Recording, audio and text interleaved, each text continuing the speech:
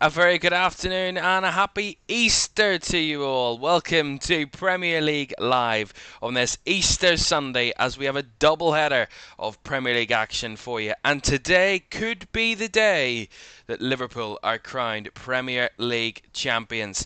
But there's a lot that can happen there for that to be the case. Also this afternoon we watched two relegation sides in Ipswich and Leicester, both in the bottom three, and today could be the day they get sent back to the Championship if they don't get results going in their favour. Let's have a look and see what Easter Sunday has in store for you then here in the Premier League. 2 o'clock kickoffs, a London derby at Craven Cottage as Fulham host Chelsea. Chelsea can jump up into the top 5 with a win away at Fulham today for a Champions League place. Ipswich Arsenal is our key focus this afternoon. And Manchester United host Wolverhampton Wanderers, which is a game both Ipswich and Leicester fans will be keenly watching. And this is why. Let's just show you then what the relegation battle looks like then. With 6 games to go, this is the way it looks. So Southampton already relegated. They are rock bottom of the table, but their big point yesterday means they cannot be a new record holder. They can still jointly hold the record for the lowest points finish of 11 points, but they now will not break that record after their draw away to West Ham. But for the other two teams in the bottom 3, today could be the day that their Premier League status is decided, as Leicester and Ipswich. And these are the remaining games. Obviously, Wolves will go away to Manchester United. Arsenal are visitors to Portman Road. And Leicester host Liverpool a little later on. So this is basically what can happen this afternoon in the relegation battle. So, Ipswich are relegated if Wolves beat Manchester United at 2 o'clock at Old Trafford and Ipswich lose to Arsenal. So if Arsenal win and Wolves win, Ipswich are relegated. Leicester will be relegated if they fail to better Wolves' result. Now they would need Wolves to not win this afternoon for that to be any chance before they play, of course, later. Leicester will be relegated if the next thing happens. Wolves, they would be guaranteed safety if they win against Man United and Ipswich lose to Arsenal. In this case, both Leicester and Ipswich would be relegated due to the fact that Leicester could not better Wolves' result as they would win against Man United. It's fairly simple. Wolves win and Ipswich and Leicester are possibly both down. But if Ipswich pick up anything against Arsenal, they live to fight at least another day in the Premier League, and that is the way it looks in the relegation battle. But that's the relegation. Let's have a quick look at the title race, or what we call the so-called title race. This is the way it looks then heading into this afternoon. Liverpool lead the way, 13 points clear at the top of the Premier League table, 76 points for Arne Slot's team, and Arsenal on 63. Leicester are the team Liverpool will face today, and Ipswich away for Arsenal. Now, this gets intriguing. This is what can happen for Liverpool.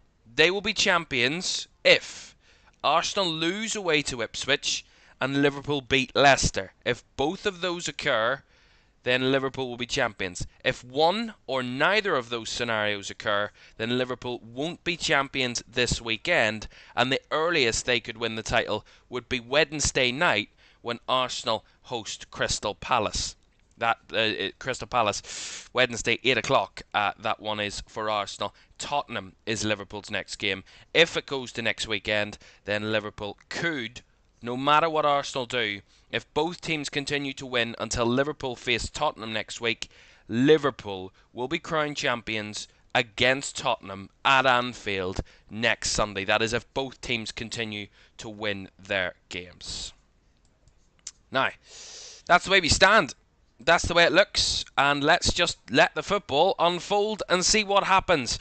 Two teams can be relegated and a team can be crowned champions today. It could all happen this afternoon if results go the way. If Wolves win, Ipswich win, and Leicester lose, then Leicester will be relegated, Liverpool will be champions, and Wolves would be all but safe, and Ipswich would be not mathematically relegated, but still in the fight, but only for another week, surely. Right, let's get to the action then, because it's a big day. Yesterday, 4-2 win for Brentford. Palace held by Bournemouth by 0-0. Man City claimed a big win away in their last trip to Goodison Park at 2-0. And West Ham held by Southampton.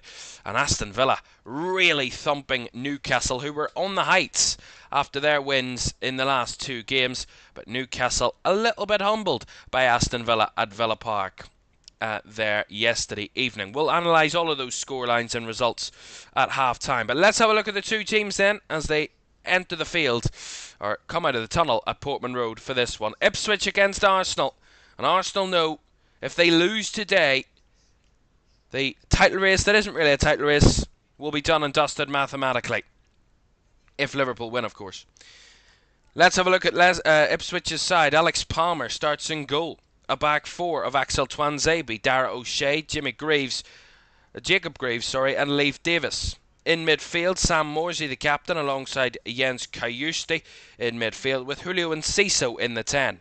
Ben Johnson is off the right-hand side, Jack Clark is off the left, and George Hurst leads the line for Ipswich. On the bench for the Tractor Boys, Walton, Godfrey Burgess, Wolfenden, Boniface, Luongo, Chaplin, Taylor, and Liam Delap had a little bit of a strain before the game. He is only fit enough for the bench.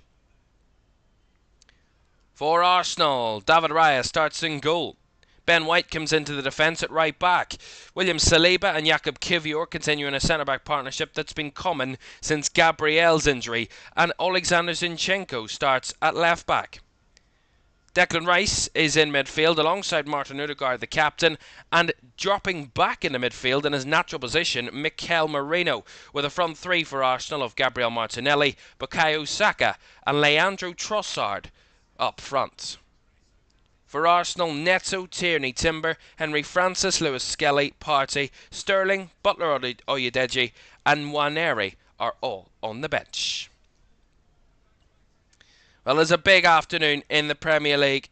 It is a day that Liverpool could be crowned champions, and a day where Arsenal, will be confirmed in second spot. But that is all up in the air at the moment, because Arsenal know if they do their job, they are golden. Well, at least for another week. In a week that they got to the Champions League semi-finals, it's very much on for Arsenal.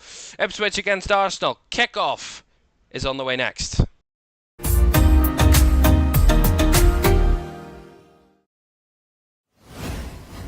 A very good afternoon and welcome to Premier League Live on this Easter Sunday here on LFS. Great to have you with us for this one this afternoon. Really looking forward to this. It is a big day in the Premier League. Arsenal away to Ipswich, and if Ipswich can win, then Liverpool would have the chance to become champions later. But that is a big if, because Ipswich have won just one home game this season. That is why they are where they are in the Premier League. And that is all but alive. Ipswich know even a win today would really make it all but a formality for them to be relegated. They know that's probably the inevitable now for these teams in the bottom three. One's already down, and two might just be waiting their diagnosis of a return to the Championship. And we will see what will happen this afternoon. Do get involved in the chat. Do let us know how you're feeling on this Easter Sunday. And don't forget to like, subscribe and turn on post notifications. If you haven't done so already, it would be greatly appreciated. Now, we are going to keep an eye on the table, see what that means for the table for both sides, and have the other scores as well. Fulham, Chelsea and Man United Wolves are our other two games at 2 o'clock on this Easter Sunday in the Premier League. But first we watch an Arsenal side who made easy work really in the end of the European champions Real Madrid and won in the Bernabeu midweek. Has that taken a lot out of them, or has it really spurred them on for today's match at Portman Road? Is Ipswich in their team huddle, certainly keeping us waiting. They are this afternoon, are Ipswich.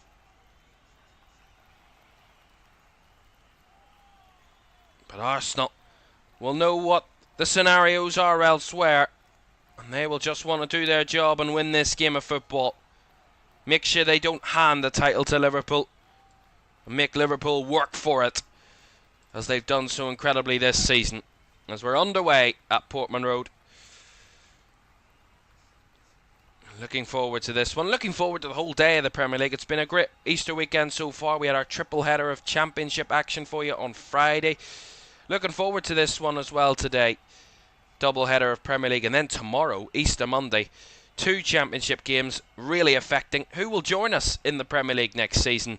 And then, of course, Tottenham Forest, a chase of Europe. So we're keeping an eye on everything over the weekend. The title race, the relegation battle, the race for Europe, and then the race for promotion in the Championship. It's all here on LFS across the weekend, as Bukayo Saka tried to win a foul there off Leif Davis, but just a throw-in going Leicester's way. A bit early for that. Ipswich's way down the left-hand side here. And of course, despite what happens this season with Ipswich, they've had 2 incredible previous seasons, back-to-back promotions under Kieran McKenna. 2 seasons ago, they were on the verge of being promoted to the Championship from League One. This time last season, they were on the verge of a return to the Premier League in over 20 years. And now, as we edge closer to the end of this season, it was probably the likely outcome for them. But today, it could be defined, it could be certain that they get relegated. Well, that will not dishearten the fans of this football club. They have fought. Actually, I would say Ipswich have fought the hardest out of the 3 teams. If I'm totally honest, none of them have really been anywhere near the quality of the Premier League this season. But I think Ipswich are the team that I think have shown the most fight and shown the most kind of possibility. If one of the 3 was to stay up, Ipswich looked the more likely. Here's Martinelli looking to whip across into the box. Headed away by Jacob Greaves.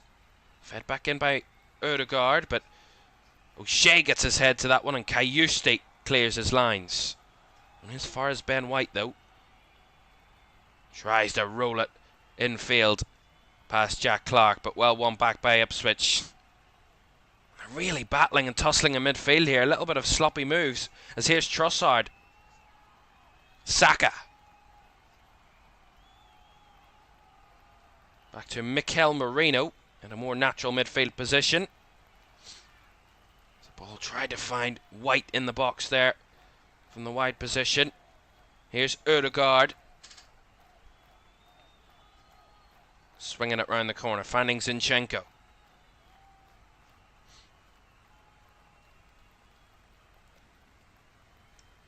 Has to spin it back round for William Saliba.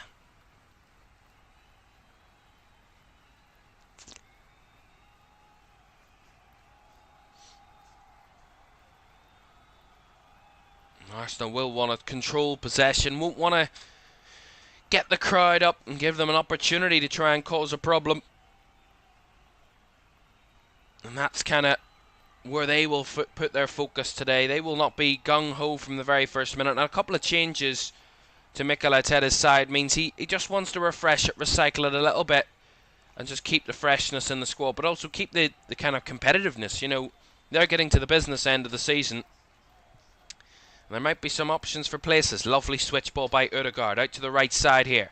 Trossard drifting into the box. Lays it off. Odegaard trying to find a way through. Looking for Merino. Back to Odegaard. And now Martinelli couldn't get on the end of that one. Now Zinchenko. Good pressure from Arsenal this. Zinchenko with a cross.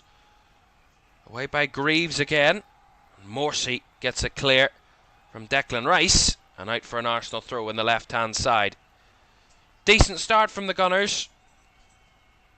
Started with a little bit of rhythm, a little bit of pace, and trying to get their foot on the ball.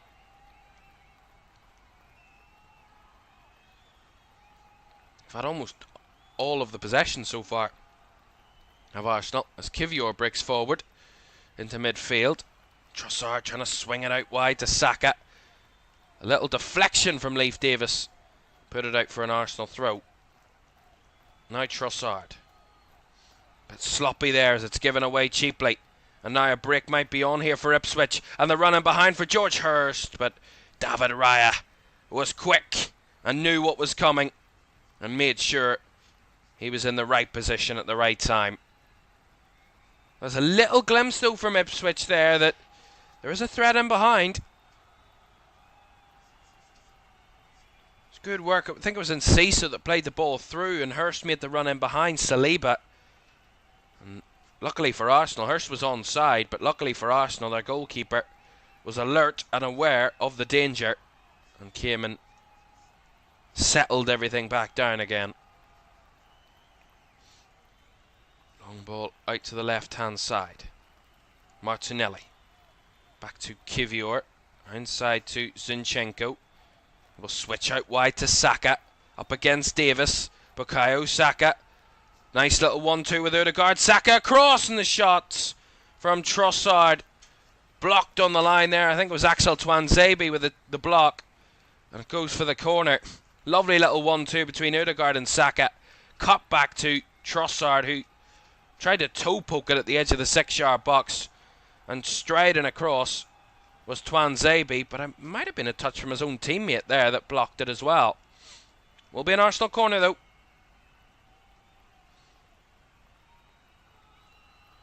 On this right hand side, which Bukayo Saka will take. Lots of bodies at the back post for Arsenal. Good 4 or 5. Saka, left-footed delivery. Up in the air it goes. And headed away from danger. And Tuanzebe gets it further clear. Rice recycles back for Arsenal. Norwegian Brit says Delap having more goals than Arsenal's top scorer. Indeed. Indeed, indeed. Liam Delap. Surely he will get a good move. If Ipswich do get relegated, there should be Premier League sides coming in for Liam Delap. There should be no doubts about that. The way he's performed this season in a struggling Ipswich side is really quite impressive. And he's only on the bench today, Liam Delap. He's only 22 and scored 12 Premier League goals this season,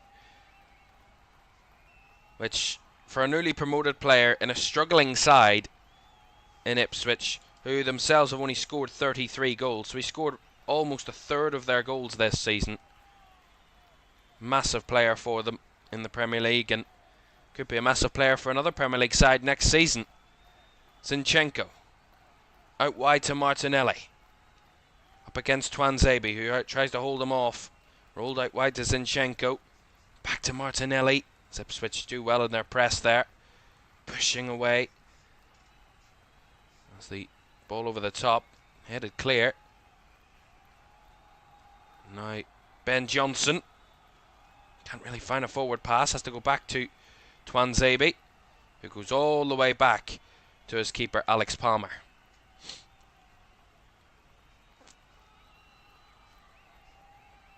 Okay, Eustace. A little bit of a loose pass given away to White. Now Odegaard linking up with Saka. Saka inside, couldn't find Marino. Good block by Sam Morsey. And now they want to spring a counter. Enciso drifting down the left does Jack Clark. Rare attack for Ipswich here. Enciso down the left channel. Julio Enciso. Shot blocked, calls a handball. It was Ben White that got the full whack of the ball there. And he's gone down here, the Arsenal right back. Got a full thump of that Julio Enciso effort. Ben White's took a real knock here. And Enciso steps on his inside foot onto the right, and it comes crashing right against Ben White. I mean, yeah, it was never handball, I can guarantee that, but he took a firm whack with it. He is okay, but there was no question about that there was not a handball. And Darren England, the VAR, quickly cleans that one up and clears that slight issue. Chris Kavanagh is our referee this afternoon. Darren England, the VAR. Again, a little bit of a threat there from Ipswich. They've had around about 10% of the possession so far. It's minimal, absolutely minimal. But the two times they've really been able to progress the ball forward, they've put some decent options in there and a decent enough threat against Arsenal. Ball over the top there towards Trossard. Thumped away by Alex Palmer. It was not taking any risks there. Took no prisoners with that clearance. Remember, 0-0 elsewhere, the two other games, Fulham against Chelsea and Manchester United against Wolves. In that one, after Man United's unbelievable comeback on Thursday night at home against Lyon in extra time. Absolutely unbelievable comeback in that one, and they host Wolves, which is a game of real relative interest this afternoon for us, because if Wolves win, there is a possibility both Ipswich and Leicester could be relegated today. That is a possibility. That is only if Wolves win that would be possible. Marino went down there. The referee's played on. Trossard trying to squeeze a little bit of space. Fed it through for Martinelli, who couldn't get a shot off and then got his feet tangled around the ball. And it just goes out for a goal kick to Ipswich. That's good covering. Crowded the area quite well, Ipswich. Arsenal not able to give a good shooting opportunity. And the through ball from Trossard, just well covered by Axel Tuanzebe. He does really well against Martinelli. Make sure that he can't get a shot off, get towards the ball, and goes out for a goal kick. Good one-on-one defending so far from Ipswich. Nice ball into midfield here for Kayusti. Back to Davis. Into Enciso, who's in a pocket of space. Lays it out wide to Tuanzebe. Looking for options. Looking for the run of Hurst there. Enciso, nice little dribble away from Marino. And Enciso rolls it in behind. Just couldn't quite reach Hurst. As Ipswich trying to cause a problem there, but Rice scrambles away what was initially a poor Arsenal clearance. And Martinelli gets a free kick around about the halfway line. See this? It's poor from Arsenal defensively. I think it was Kivior, and then the stretch from one of the Arsenal players, maybe Marino, and it just plays it right out to the edge of the box. And if Declan Rice didn't make that sliding challenge to win the ball, Ipswich might have had a good chance at shooting there. Good shooting opportunity.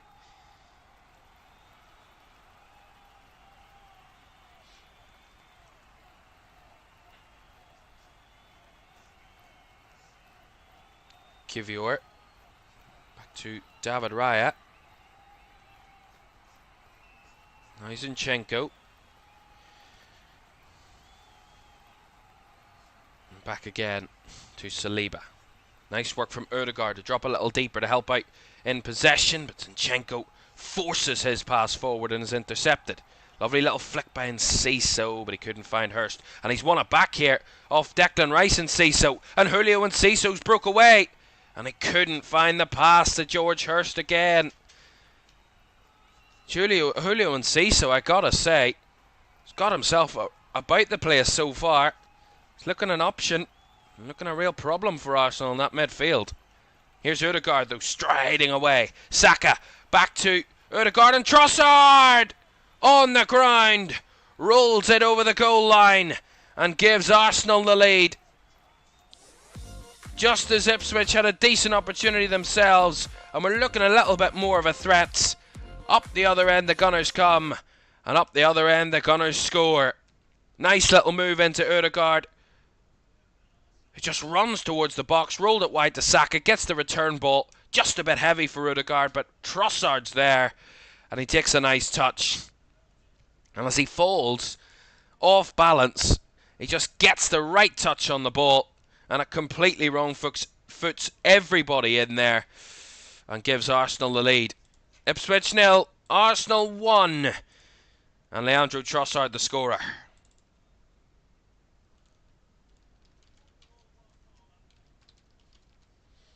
A little poke from Leandro Trossard was enough to force it past Alex Palmer in the Ipswich goal.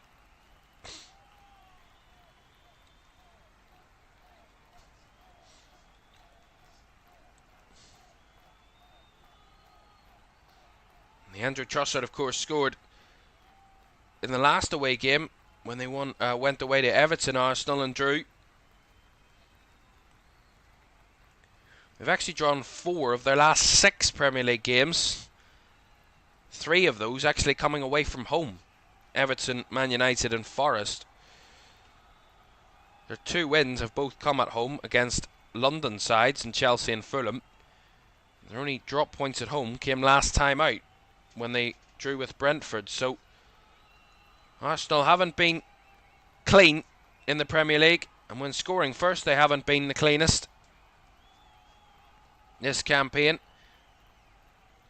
They've actually dropped points from winning positions in their last 2 games in those 1-1 draws with Brentford and Everton. They took the lead in both of those games, Arsenal, and their opponents scored their equalisers to secure a point. So Ipswich will feel that, will know that, and I'm sure will have spotted that and know that they're far from out of this game just yet. Despite that, though, Arsenal, the second best away record in the Premier League this season. Only lost twice on the road. 7 wins, 7 draws, so they are more likely to draw, as likely to draw an away match as they are to win it. Accounting this season on the road. Here's Odegaard trying to dart that one towards the box, but Alex Palmer was there to grab. It was directed right at him as well. Well, I'd mentioned Ipswich's home form. It is the second worst in the Premier League. Only Southampton have picked up less points at home than Ipswich this season. And they are joint last for wins at home this season alongside already relegated Southampton, who've both just won once at home this season. Ipswich's only win came against Chelsea back in December at home. They've only scored 13 goals in their 16 previous home games. There's really not much to show for it for them this season at Portman Road. It was a fortress in the Championship and a fortress in League One. But the fortress has been conquered, it seems, this season in the Premier League. Here's Trossard drifting away again, and the shot well over the bar that time from Leandro Trossard, who's a little bit angry that he wasn't given the corner there. Got to see the replay. Saka with a cutback. And then Odegaard leaves it, and then Trossard, this is for the goal. And then Trossard toe pokes it through the legs of Dara O'Shea. It's really poor from Ipswich, to be honest. They had 3 around him and he toe poked it through the legs of one of them.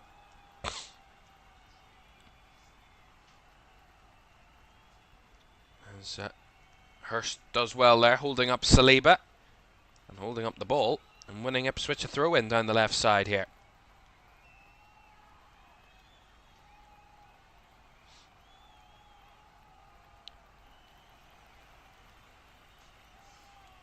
Davis finds Kayuste. Not able to make much work in the midfield as it comes back with Declan Rice. Saliba. And that's a foul there by George Hurst. It's going to be a free kick to Arsenal.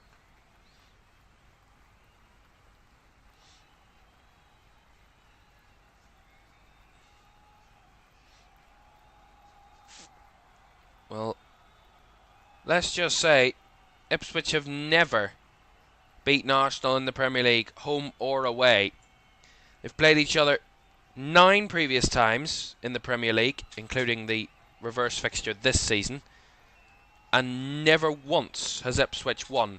They have only picked up 1 solitary point against Arsenal in those 9 previous games, and that came here at Portman Road in a 1-1 draw back in September 2000. Every other game has ended in an Arsenal win, with Ipswich only scoring 3 times against Arsenal in their Premier League history. Once in a 5-1 defeat, once in a 4-1 defeat, and then in that 1-1 draw. Only 3 goals they've ever scored against the Gunners in the Premier League history. Certainly not a side that has good history or good memories of games against Arsenal over the years. Zinchenko. Rice has to turn it back to Jakub Kiwior. We've a goal at Craven Cottage to tell you about. Chelsea chasing the top 5 this season.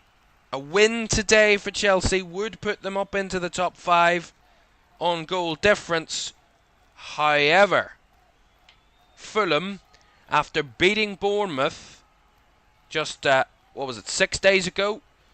Well, they've taken an early lead in that one. And this means maybe their European battle is far from over for Fulham. They are leading Chelsea by 1-0 in this one. And it's Alex Iwobi with the goal that has given Fulham the lead. So Fulham 1, Chelsea 0. And we'll show you what that does to the table in a moment. As here's Johnson down the right side. Clark tries to feed it back in, but completely overhits his pass. A rare attack forward there for Ipswich, but a decent move. Decent opportunities. Minimal but decent when they come. Let's have a look at the table then, see what that means with Fulham taking the lead through Alex Iwobi. This is what that means to the table then. Liverpool, of course, all the way at the top there, but that's not what we're focusing on. Let's head down to 7th and 8th. Chelsea on 54. Fulham would go on to 51 points if they were to win today against Chelsea. So they would, which would mean they would be within 3 points of top 7, which would be guaranteed Europe this season, even if extra spots aren't given to the Premier League. So Fulham are far from down and out in this race for Europe if they can win against Chelsea today. And they're already leading in that West London derby. And they haven't beaten Chelsea, home or away, home and away, sorry, the league double over them, ever in the Premier League. Ever. They do that today, and they will complete that for the very first time. Arsenal with a corner, taken short here by Rice. Zinchenko feeds it back to Rice at the back post. And it's flicked behind for another corner by Dara O'Shea.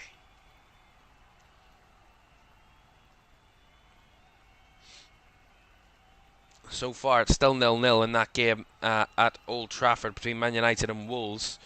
No shots in that game so far, so you're not missing very much from that one at the moment. Halfway through the first half here, Arsenal with another corner in this right-hand side. Bukayo Saka to take. Will be Arsenal's third corner of the game. Second successive corner. Left-footed from Saka. Deep again, and Moreno's header is just over the bar. As clean a header as you would ever dream of. And he just gets too much contact. Great delivery by Saka. Good run away from his man there from Moreno. And it's a free header at the back post. Unmarked, untouched. And he just thought that was going to find a second for Arsenal, but he just feeds it over the top. Goal kick.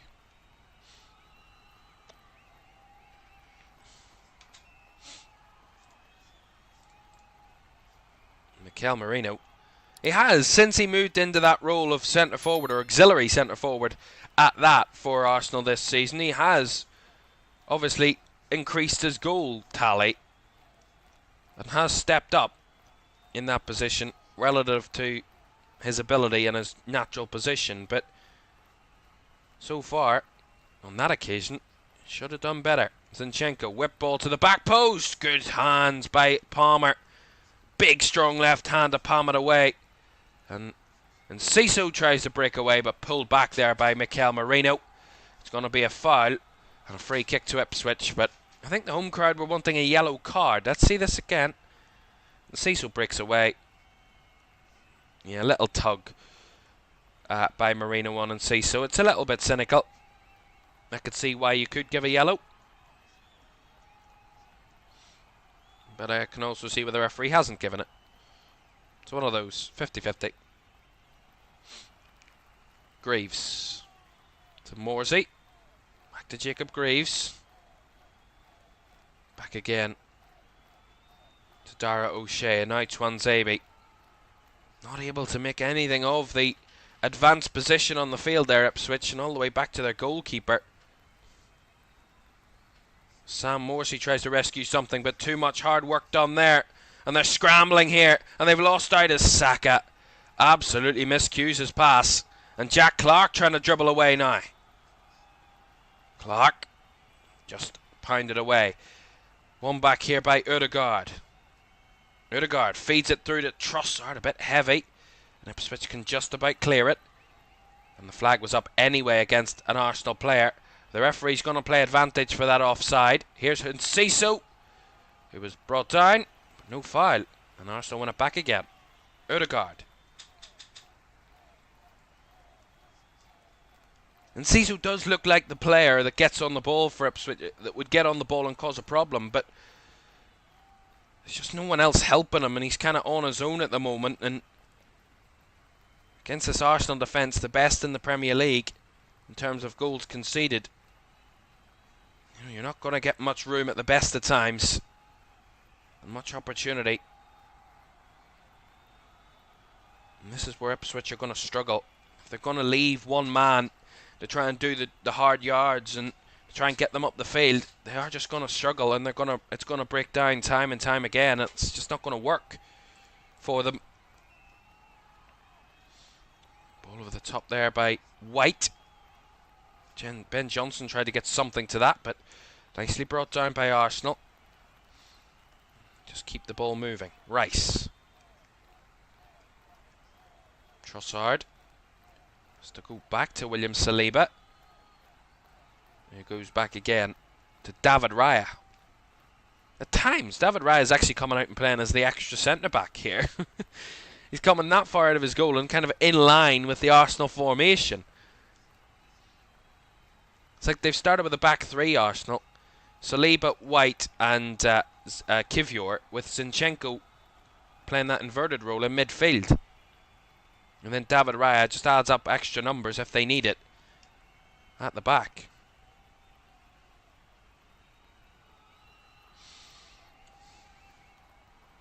I haven't seen the inverted fullback in a while. It was something that was incredibly popular at the start of the season and at the end of last season. And then this season it's kind of been, some teams have kind of got to grips with defending it, and it's kind of phased out a little bit, but Arsenal playing it here today. And White, nice little ball out wide to Saka. Bukayo Saka driving at his defender, gets the ball across, and that's a tap in for Gabriel Martinelli. That is gorgeous football from Arsenal down the right side, but once again far too simple, and Ipswich are passengers in this football match at the moment. Great touch down the right hand side by White, takes it under control, feeds it down the right flank for Saka, who leaves his man for dead in Jacob Greaves. He gets the ball across, it's flicked on by Mikel Merino perfectly, and tapped in by Gabriel Martinelli with an open goal. They have carved their way through Ipswich like an Easter Sunday lamb. And that is a gorgeous goal. And if there was any questions that Arsenal would lose today and Liverpool will claim the title, surely now they are very long way away. Ipswich 0, Arsenal 2. And the Gunners are making sure that Liverpool will have to fight for the title and fight to win it in their own way next week. That was his 50th goal for Arsenal for Gabriel Martinelli.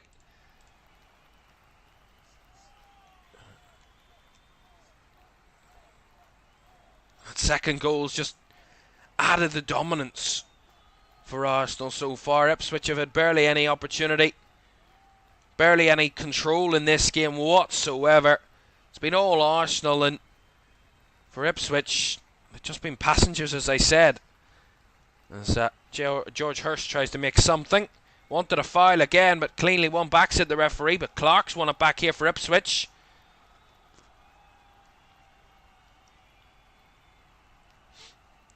Back with Greaves. Morsey now.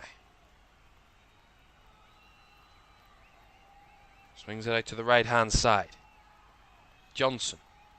Tuanzebe. Back to Jacob Greaves. Through the lines, finding Jack Clark. A little bit of room now.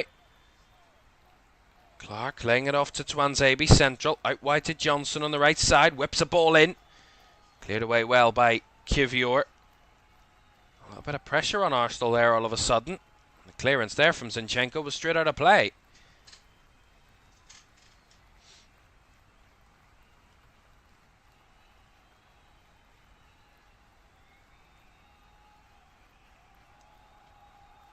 It's been a pretty easy Sunday for Arsenal so far. It's had not had much to do. And the 2 goals have good individual quality, but also just far too simple defensively from Ipswich's point of view. And there's a couple of clashes here on the field. There's a few Arsenal players down. The referee's just blown the whistle for a foul on that far right-hand side. I think between Leif Davis and Bukayo Saka, it looks like.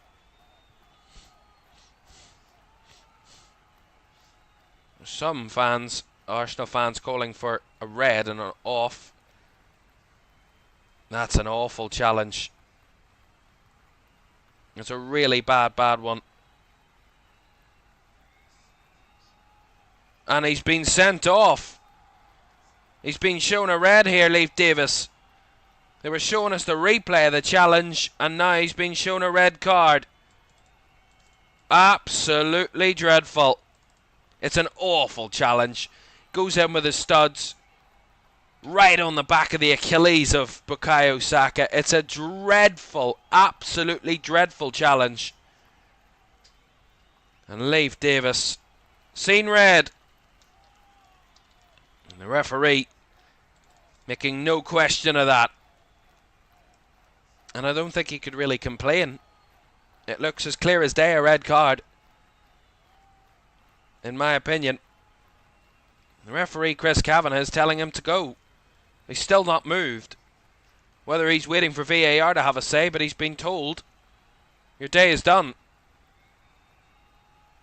And rightfully so, because you cannot condone challenges like that. That's absolutely awful football. And look, what is happening to Ipswich here? They're falling down every step of the way at the moment.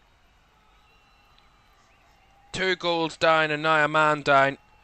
And Leif Davis apologising to the home crowd as he leaves the field. He must know that the challenge wasn't good. If he's truly honest with himself, it wasn't. It was a really, really bad one. And he's been shown a red, and rightfully so. As Bukayo Saka is still receiving treatment just to make sure he's okay. Looked a real horrible one. Right down on the Achilles of Bukayo Saka with his studs. It's just a really, really bad challenge.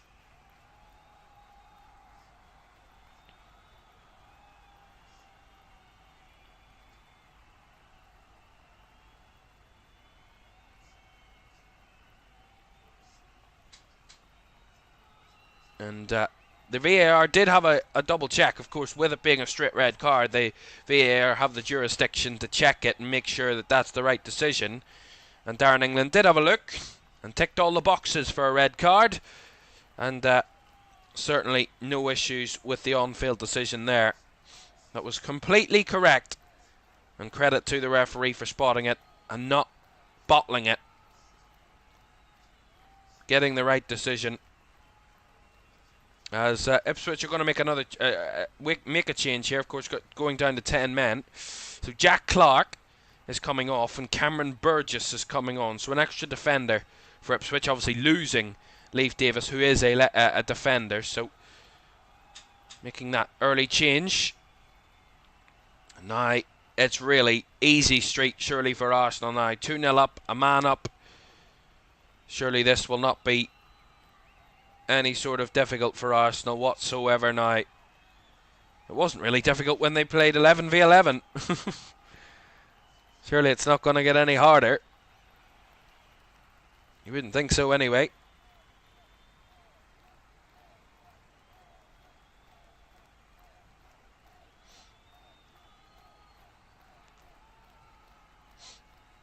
Odegaard finding Zinchenko.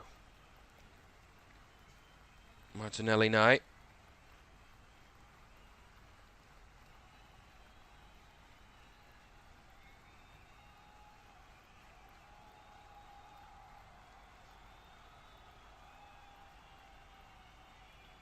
Arsenal toying around the box. Here's Saka, who is okay, and Saka just puts it wide.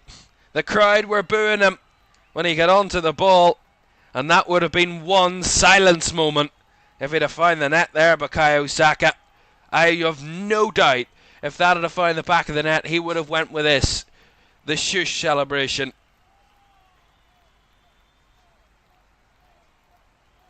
And there you are, ever so close.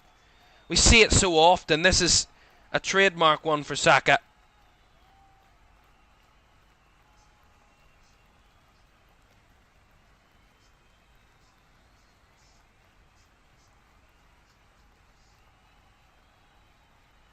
You will, of course, try and get a still image of that challenge by Leif Davis.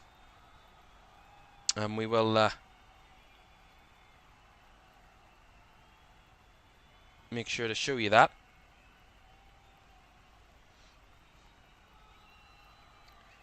That's what I'm doing at the minute.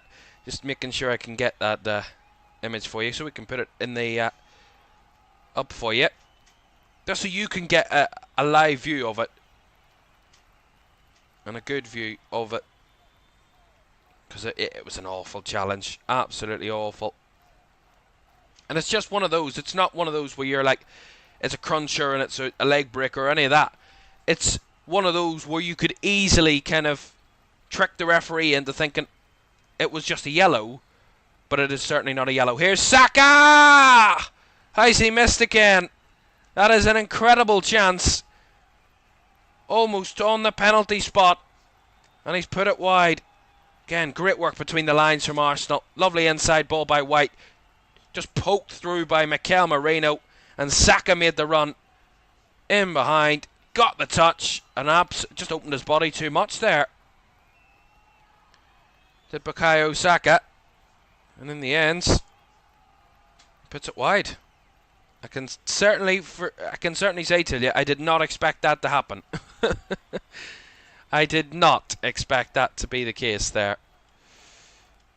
I mean, I don't think many did.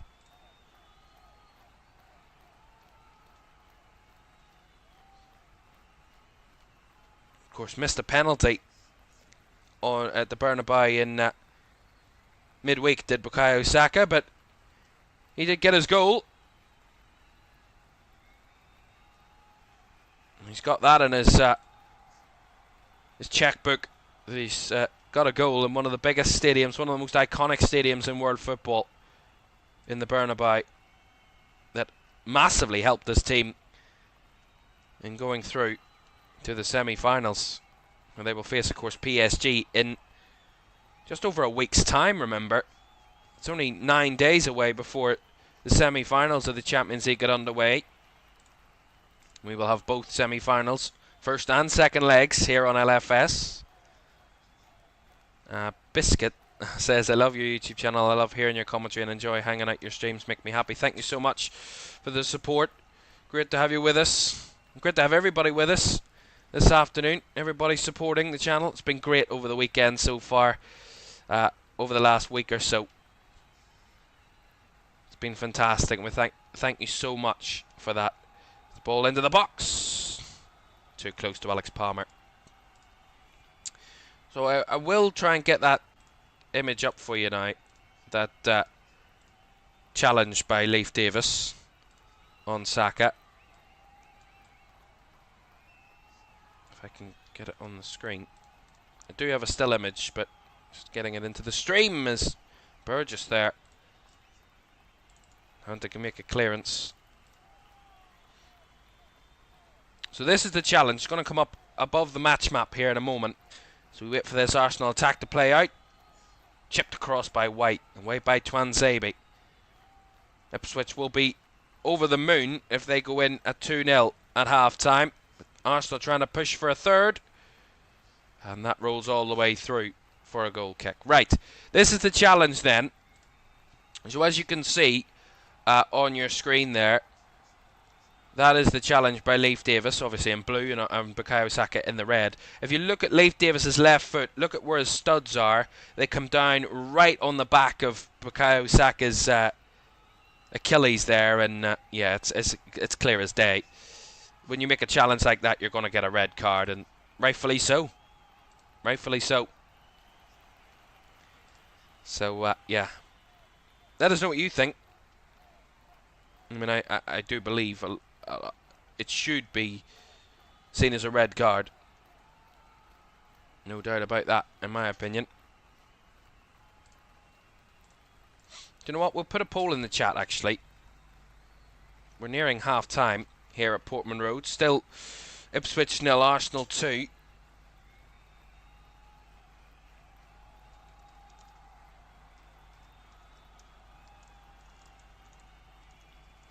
Because while I was looking for the still image, I saw a couple of people saying it's an awful decision and that it was never a red. I'll be given reds for this, all that type of talk.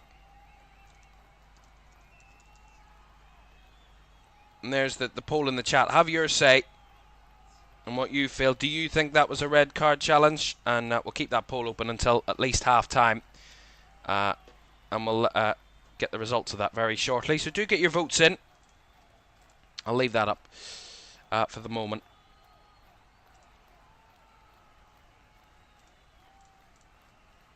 And Biscuit says, I agree, red card contact. Let me know. Let us know in the chat or in the poll what you think. Still goalless at Old Trafford between Man United and Wolves, and still Fulham lead Chelsea by 1-0 in our other 2 o'clock kickoffs. Alex Iwobi with the goal there for Fulham to give them the lead away at home to Chelsea.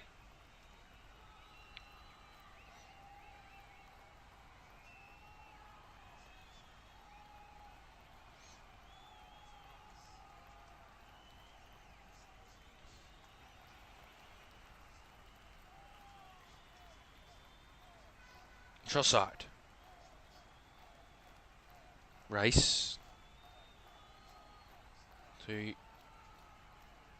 Odegaard, and now Rice back to Martin Odegaard. Lovely little touch. Out wide it goes. Trossard across. Saka! He's missed it again. That's the third shot for Bukayo Saka that's gone well wayward. Well wayward. Oh my goodness me, the goal was absolutely gaping for Bukayo Saka.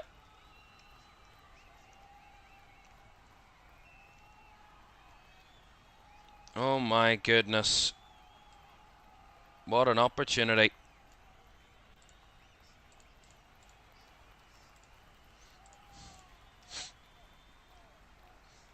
There was some calls for off from the crowd, but that was just an innocuous challenge. There was nothing in it. Definitely not a red card there. On this one, though, the Leif Davis one on Saka, so far 100% of the votes are saying it's a red card. We'll keep that up until at least half time for you on the screen, so you can have a bit of context, a bit of an understanding as to what the challenge looks like, because some may not have seen it live, and just to give you a little bit of an understanding, if you're not watching the match live, as to what it looked like. That red leader says definitely a red card. Well, I mean, it looked, as soon as I saw the replay, I knew it was going to be a red, and rightfully so, because you just can't make challenges like that. You can't go into any challenge with your studs up. It's just one of those, and it was reckless, it was out of control, it was danger. It was dangerous, and it was everything that it needed to be a red card. George Hurst has won a free kick for Ipswich there, which has got a quite a sarcastic cheer from the crowd. And the referee can have a laugh about it. The home crowd feel the referee's not giving them a foul in the whole of the first half. And he now has. Had a sarcastic little cheer from the crowd. 5 added minutes at the end of this first 45 then, here at Portman Road. Ipswich 0, Arsenal 2. Ipswich down to 10. Ball over the top here from the free kick. Fed back into the box by Hurst, but it's going to be a foul on Mikel Merino. It's going to get Arsenal out of a bit of relative trouble here. Again, it was a good free kick. Ball over the top. Hurst had kept himself onside. He just tried to head it back to Cameron Burgess in the box, and he just got kind of caught by Mikel Merino there.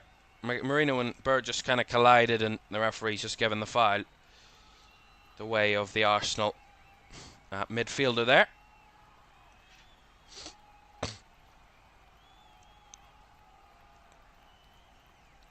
And don't forget, at half-time we'll look back at yesterday's results. We'll round up what happened yesterday.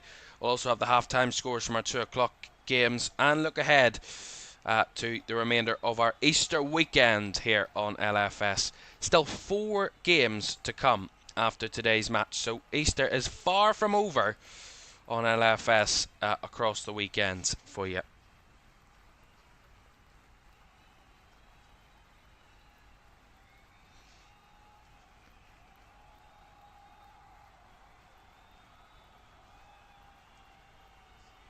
White to Saka. Back to Ben White, into Trossard. Back to Rice now. Saka wide. Boos ring around Portman Road again. Every time Bukayo Saka gets on the ball. I mean, I don't know why they're booing him. I mean, he was challenged and the red card was given against one of your players. I don't think it's Bukayo Saka's fault, but I'm sure the Ipswich fans won't see it that way. Mikel Merino. Kivior brought down by Enciso. No foul, said the referee there. And Enciso has the ball taken away from him by Mikel Merino as he breaks down the left side, the Spaniard. Nice 1-2 with Martinelli, but the return ball to Merino was just well shielded by Axel Tuanzebe. And the ball bounces out. Well, it's actually kept in by Kivior, who was now bundled over by George Hurst. Biscuit says, question, why is Saka missing? I couldn't tell you that. I've no idea why he hasn't taken the chances he has. Because on another day, Saka would have a hat-trick here. The 3 chances he has had to score are so easily Bukayo Saka goals on any other day. White across. Cleared away by Dara O'Shea. It's been one of those games so far for Bukayo Saka that he's done well in the approach play and the build-up play and everything in and around the box, but shots haven't quite worked out for him so far. Ødegaard tried to squeeze through a little gap that wasn't really there in the end, and Kayusti wins the ball back and wins Ipswich a throw-in there off Ben White.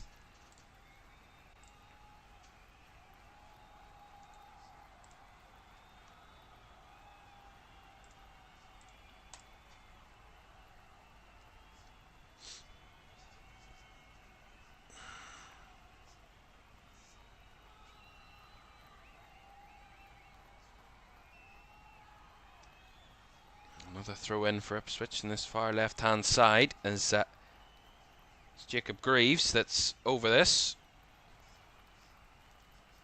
Long throw down the line. And there's going to be a free kick given Arsenal's way here as White was shoved by George Hurst. I'm going to take that image down now. Just before half time. We have about a minute to go before the end of the first half here at Portman Road. Ipswich 0, Arsenal 2. Ipswich, of course, down to 10 after Leif Davis was shown a straight red card for his really poor challenge on Bukayo Saka. Rice. Down the line, Saka making the run, but the ball is too overhit and it goes behind for a goal kick.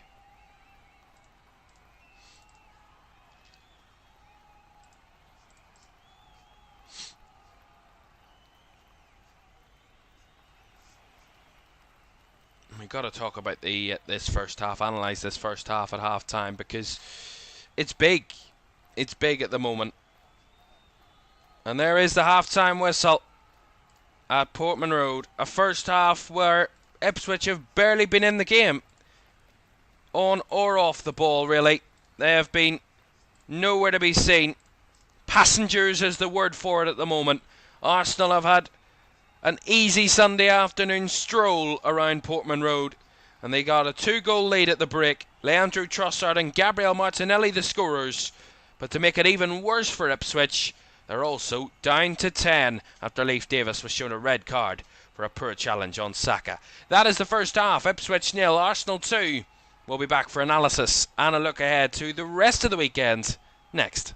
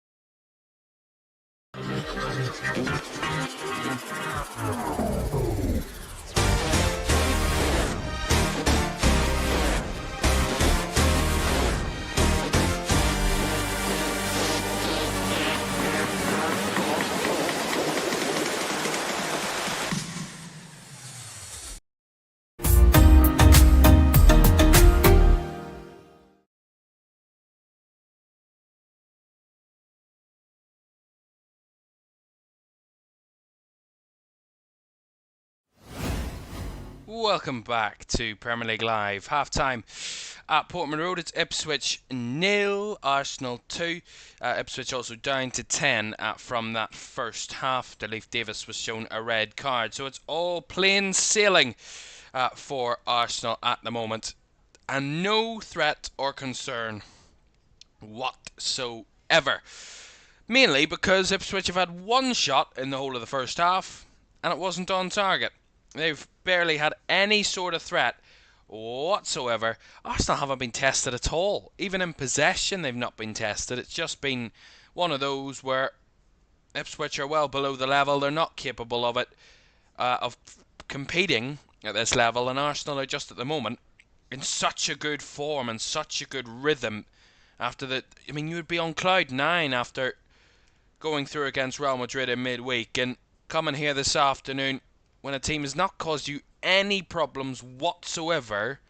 It's just been easy for Arsenal all day, and at the moment they are cruising to a massive victory on the road. Once again, it'll be only their 8th win away from home this season, but they would have the second best away record behind the league leaders Liverpool if they were to win. Elsewhere then, at half-time, Fulham lead Chelsea by a goal to nil. As I said, Alex Iwobi with that goal. Chelsea have had some sort of fight back, but nothing of any great concern to Fulham. Is nothing really of major threat from Chelsea really in that one, so they still lead the West London derby to the home side there, and it's still goalless between Man United and Wolves as the half-time whistles went there. Only 4 shots in the whole of the first half, 3 for Man United, 1 for Wolves, but only 1 on target, so neither side really conjuring up anything of major note at the moment. Right, a reminder for you then of what today really means. So at the moment it looks like Arsenal are not going to lose away to Ipswich. Let's just be completely 100% honest. So it doesn't look like Liverpool are going to be champions today. However, let's have a look at the relegation battle, which is still very much fighting on, because Wolves at the moment are still drawing. Now this is what the table looked like before kickoff this afternoon in all of our 2 o'clockers in any of our games today. Southampton already relegated after their draw with West Ham, got them to 11 points, but they're already down to the Championship. Leicester would be relegated today. They're 17 points behind with 18 points left to play for. If both teams lose today, Leicester would be relegated. If both teams win today, Leicester would be relegated. If Wolves win and Leicester do not, then they will be relegated. But if Wolves win, Leicester are relegated no matter what. That is the case. If Wolves draw and Leicester lose, they're relegated. If Leicester can better Wolves' result, they would stay up, at least for today. Ipswich is a little bit more kind to them. Wolves need to win and Ipswich need to lose for Ipswich to be relegated, and that would relegate both Ipswich and Leicester no matter what happens in the game at 4:30. So we could theoretically by by 4 o'clock in an hour's time have all of our 3 relegated teams decided. If Wolves can win against Man United, and of course the Ipswich score stays as it is, then both Ipswich and Leicester would be down, and Wolves, of course, would be safe. Obviously, due to the fact there's no more relegation places left. But simply, this is the way it is. In simple terms, Ipswich are relegated if they lose to Arsenal and Wolves beat Man United. Leicester are relegated if that happens at the top, or and either they fail to better Wolves' result. But Wolves would guarantee their safety if they beat Man United and Ipswich lose to Arsenal, because that would mean both Leicester and Ipswich would be relegated today. So Wolves basically know they need to win to secure their safety today, and especially at half-time, knowing that Arsenal are cruising against Ipswich, so Ipswich don't look like any sort of a threat at the moment in time. Right, so that's the way we stand then in the Premier League at this moment in time, with about 5 minutes to go until the second half at Portman Road. Let's just remind you then, of course, it's been a fabulous weekend in the Premier League. Let's just remind you of those results, because we've already had 2 red cards over the weekend before today's game. So this is the way yesterday looked. Brentford got back to winning ways at home for the first time in a while. Their home form had really taken a dip as of recently. Their last home win before yesterday was also by 4-2, and that was against Newcastle back in December. But a 4-2 win for Brentford yesterday. Brian Mbeumo opened the scoring before Danny Welbeck equalised for Brighton just before half-time. Brian Mbeumo then opened the scoring again, got them back in front at the start of the second half before Johan Visa made it 3-1. João Pedro was then sent off for violent conduct after 61 minutes, which made it worse for Brighton, but they did get another goal back. Kairi Mitoma made it 3-2 before Christian Norgard wrapped it all up in the 95th minute and secured a big home win for Brentford, 4-2. Crystal Palace also went down to 10 men. Chris Richards was shown 2 yellow cards in the first half, but neither side could find the back of the net yesterday at Crystal Palace or Bournemouth in that one, and Palace would be, of course, in the end, the happier to come away with a point. Everton thought they were doing just that against Manchester City, getting a point. But despite that, Nico O'Reilly and Mateo Kovacic had other plans. Both found the back of the net to give Manchester City a 2-0 win at Goodison on their final trip to the historic stadium. West Ham were the team that gifted Southampton the chance to not be record breakers. We thought it was going to happen and continue to be the case of 10 points Southampton, but Jared Bowen opened the scoring at the start of the second half for West Ham. But it wasn't to be the end. Leslie Ugwuchukwu got the equaliser in the 93rd minute to secure that Southampton couldn't be record breakers. They could record equal if they lose their remaining 5 games. They would equal Derby's record of the lowest points finish ever. But now just need 1 point to secure their name doesn't go down in history for all the wrong reasons. And the final game yesterday was a thriller at Villa Park in the evening game. Ollie Watkins in the first minute opened the scoring for Villa. A perfect response to really not being favoured in recent weeks. But Fabian Schär got the equaliser for Newcastle United just before half-time. But the second half was to be all Villa. Ian Maatsen, Dan Burn own goal, and Amadou Onana added 3 to the score sheet for Aston Villa. And they made it a 4-1 win for Villa. Incredible for them. Incredible result. That meant that Villa really did push themselves up the table and kind of concertinaed everybody together. There is now Newcastle, Man City, Forest, Villa, Chelsea, all separated by just 5 points. 2 points separating 3rd to 6th at the moment. It is as tight can be at the top of the Premier League, in and around those areas. And it is looking ever so tasty for that race for Europe. And of course, we'll look into more detail on that one tomorrow night. But let's see what's coming up here on the Premier League this weekend on LFS. Leicester host Liverpool, and Leicester would be relegated if they cannot better Wolves' result at Old Trafford. If they lose and Wolves get anything out of that game at Old Trafford, Leicester will be relegated. And they host Liverpool, of course, who can't be champions if Arsenal don't lose today. But they can take one step closer. If both Liverpool and Arsenal win all the way to next Sunday, Liverpool will have the chance to claim the title against Tottenham at Anfield. The story is all but written there. And we will see what comes of that. Also tomorrow, big day for you. Leeds take on Stoke in the Championship at 3. Then at 5:30, 2 of the top 3 in the Championship, Burnley and Sheffield United, face off at Turf Moor before we finish our Easter weekend action in North London as Tottenham host Nottingham Forest in the race for Europe. The second half between Ipswich and Arsenal is on the way. Do stay with us.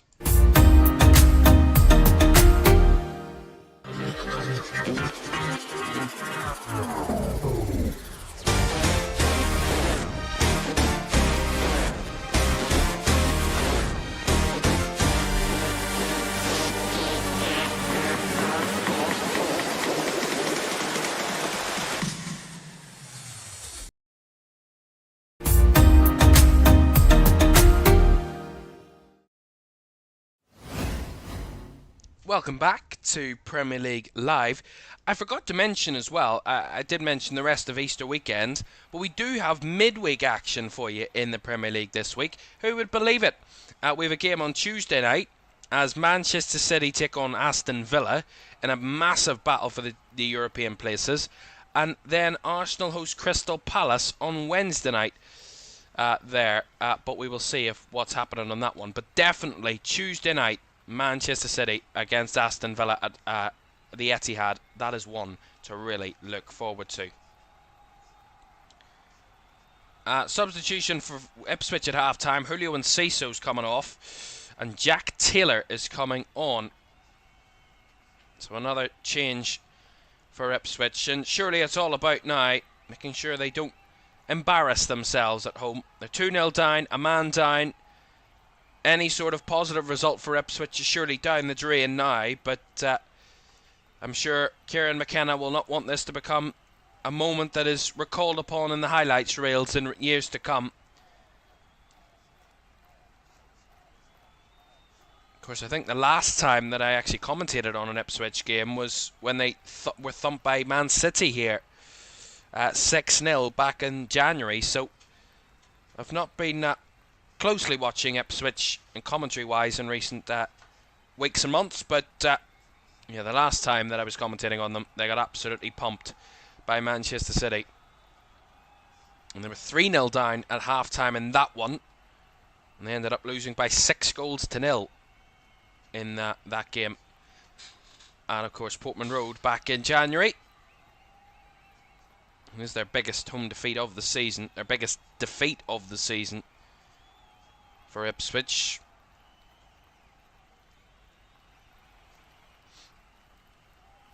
They've had a torrid home run. You know, they don't pick up many points at home, but to make it so much worse for them, they've lost their last 6 at home, and they've scored they've scored 5 goals and scored in all of their last 4 of those, so there's a positive sign there. But the goals they're conceding, 2, 6, 2, 4, 4, 2 in all of those 6 defeats, and there's going to be another 2 at least here this afternoon against Arsenal, as Arsenal have an early corner put out by Dara O'Shea. That equates to a total of 20 goals that Ipswich have conceded in their last 6 games at home. That's averaging just over 3.5 goals per game, or 3 1/3 goals per game at home they're conceding in this run. It is one run not to remember. They've one win in the last 10 home games, and that was their only home win of the season back in the 30th of December in a 2-0 win over Chelsea. They've lost every other of their last 10. And Arsenal trying to add their name to the list that have beaten Ipswich here. Short corner taken by Rice. Fed back by Odegaard to Zinchenko. Back to Rice. And now through to Odegaard again across. And a clearance there by Alex Palmer behind for a corner. It was nice combination play by Arsenal from the corner. A real trio link up, and Rice to Odegaard, and Odegaard fizzed it across the 6-yard box, and Alex Palmer smothering it behind for a corner. Taken short again. Zinchenko finding Trossard now this time. Rolls it to Saka. Gets rid quickly. Gives it out wide to Zinchenko. Now Rice. Zinchenko again. Rolls it round the back for Martinelli. Can't get it across, but will be blocked by Axel Tuanzebe. And another corner will come Arsenal's way. They've started strong, a number of corners to start this half. They've actually now had as many corners in the second half as they did in the whole of the first. We've only played 2.5 minutes so far of the second half. Zinchenko rolls it through for Martinelli. Tried to cut it back to Odegaard, but well cut out there by Greaves. And Morsey tries to find any sort of room up the field for Ipswich, but they have to turn back again into their own box. Palmer rolls it into Kayusti. Takes it on the turn and turns back on himself to Greaves. O'Shea. Back to Palmer again. go long. Hurst kind of slipped as the ball was played and got absolutely nowhere near it. And a simple recovery for Arsenal then. Saka.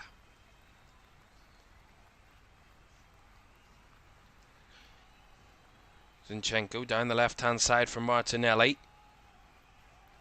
A reminder for you, we will have team news from Leicester-Liverpool in a couple of minutes' time. And remember, Trent Alexander-Arnold has travelled with the Liverpool squad today. We've seen he's back fit. Will he start at right back for Liverpool today? Conor Bradley's available for Liverpool as well. But will Trent Alexander-Arnold start? With his contract situation still up in the air at Liverpool, will the Scouser start for Liverpool today? We'll find out in a couple of minutes.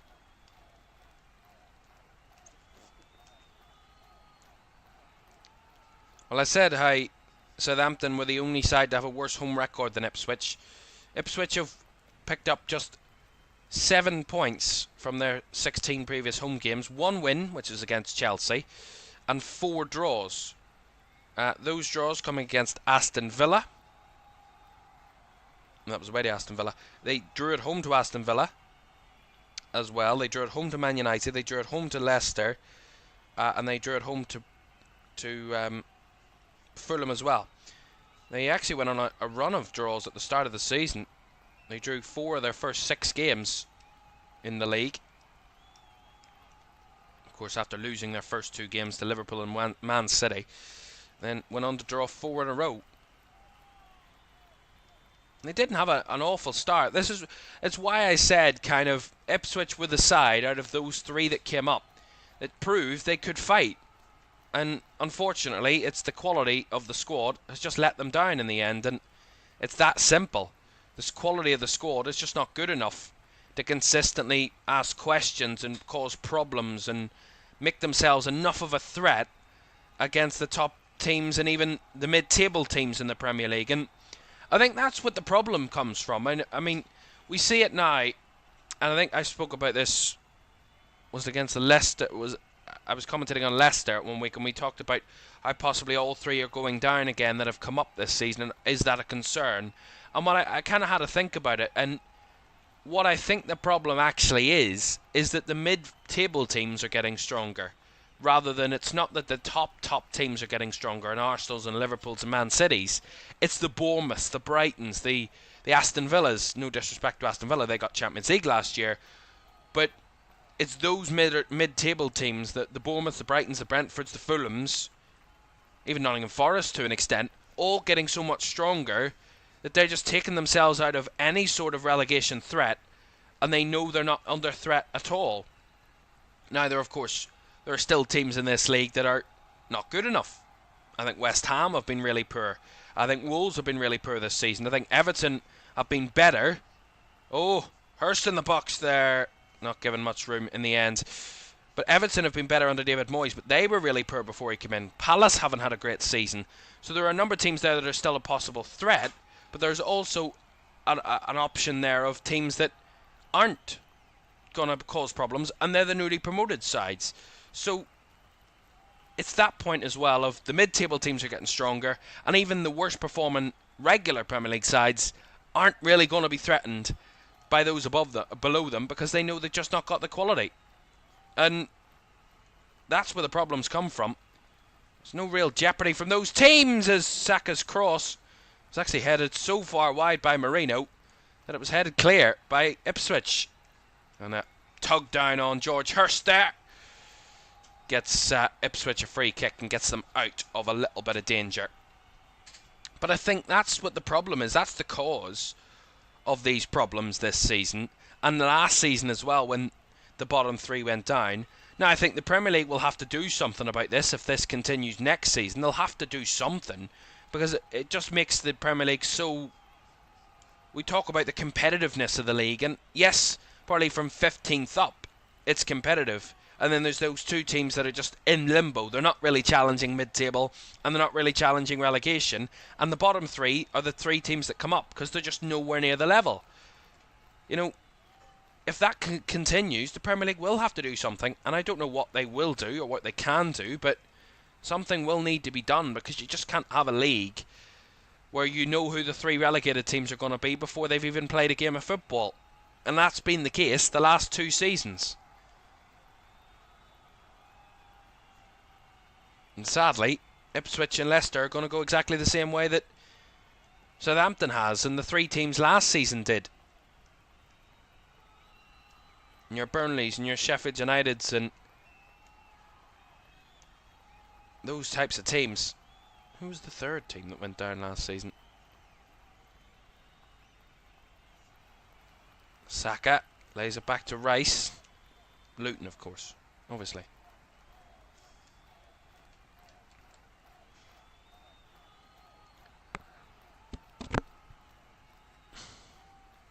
Odegaard. Saka again. 9 minutes going to the second half. It's been, again, exclusively Arsenal possession, but they've not been as major threat in front of goal as of yet as they were in the first half. A long way to go, and they're not really having to exert much energy, Arsenal. They're just having a little kick about now, really. Got the extra man, they've got the 2-goal lead, they've got nothing to worry about. Nothing to really go gung-ho and go firing about. Nice ball out wide here to Saka again. I'm sure Bukayo Saka would want to get his goal. Odegaard couldn't squeeze the ball through to Trossard, but again, Ipswich clearance. Right back to Arsenal possession again. Rice. Odegaard, he's got White on the overlap, takes that option. Ben White, back inside to Odegaard. Goes with the left-footed cross towards the box, but Alex Palmer watched it all the way and got 2 firm hands on it. I think I haven't ended that poll, by the way. The Leif Davis challenge. I mean, 88% are saying it's a red card from the 51 votes. Thank you so much, everybody, getting involved. That's great to have your involvement in the chat there. Great to have you with us, and great to have your intervention there. I think it was pretty clear that it was a red. Here's a nice ball in behind for Hurst as the flag stayed down. It has for the moment. Hurst in the box here for Ipswich. George Hurst just goes wide. The one and only major threat for Ipswich today. Lovely ball over the top. Hurst timed his run to perfection in behind. He took Saliba one-on-one, chopped onto his right foot, and he was inches away from getting a goal back for Ipswich Town. Stepped onto his right and tried to curl it into the far corner, and it was just ever so slightly dragged wide. But that was big. As Arsenal are going to make a double substitution. Saka's not going to get his goal. He's coming off, as is Mikel Merino. So Miles Lewis-Skelly and Ethan Nwaneri are on to replace Bukayo Saka and Mikel Merino. Still goalless at Old Trafford between Man United and Wolves, but Wolves maybe have taken a little bit of a grip of that game and having 1 or 2 opportunities now. And Fulham are still leading Chelsea by 1-0 at Craven Cottage, but Chelsea have been the better of the 2 sides in the second half, but just haven't been able to get back on level terms just yet. Still 1-0 there. Of course, we'll update you if anything changes in those 2 games. 33 minutes to go of the game here at Portman Road. Ipswich 0, Arsenal 2. Ipswich down to 10. Arsenal made a couple of substitutions here in the last few minutes.